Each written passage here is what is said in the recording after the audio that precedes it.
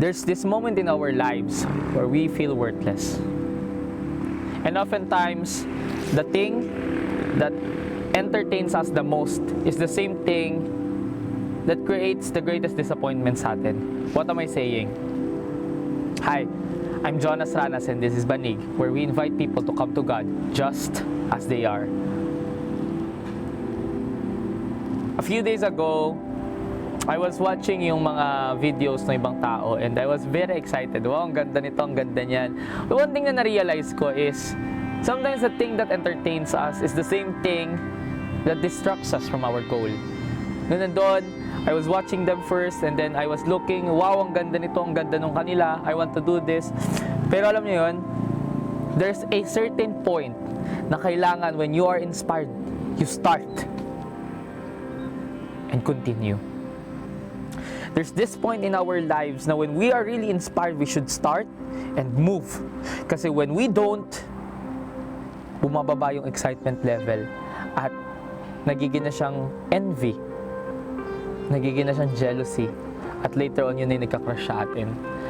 Oftentimes, na-try nyo ba yun na kayo pupunta sa Facebook or sa Instagram or anywhere else na social media and then you would look at the other person's lives and say, wow, napaka-exciting ng buhay nila, sana magkaroon rin ako ng gano'n, and then you move to them longer, view their stories longer, and then you start to say, napakalayo ko sa gano'n, parang hindi ko yun kaya. Now what am I saying? There was a story in the Bible wherein King Saul was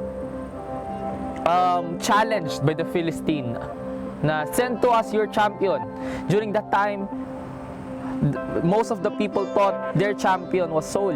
He was one of the tallest, the biggest, and the strongest of them all. Pero even him was afraid kay Goliath.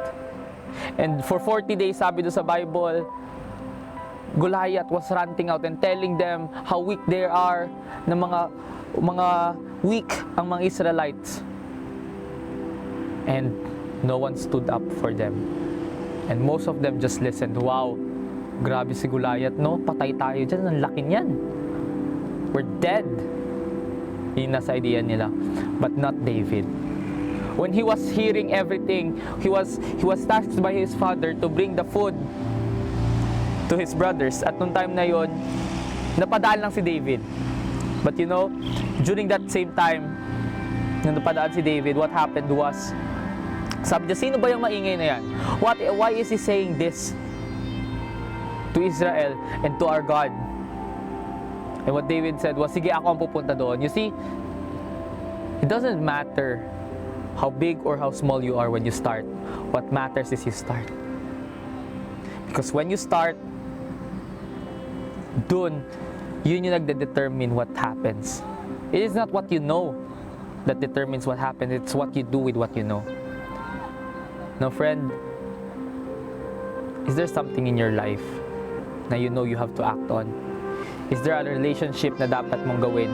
Is there something na kailangan mong gawin sa school to improve or para sa family mo to be better?